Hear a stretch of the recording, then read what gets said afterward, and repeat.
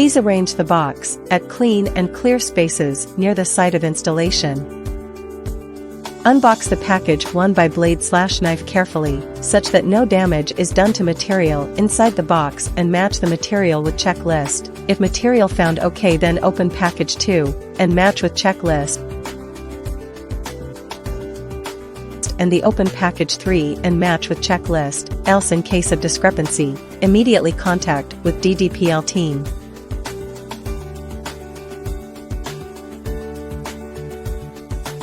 The top kit and tank are joined with dummy pillars. Unscrew the dummy pillars and retrieve top and bottom tank, and place the material at clean place.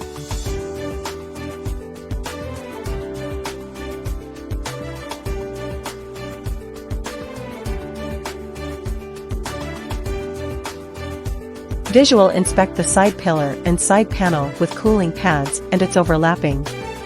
Pad should be enabled with distributor tray of 1 inches. No damages should be observed. Open the accessory box and match the items with checklist provided. Also check for MS stand if ordered.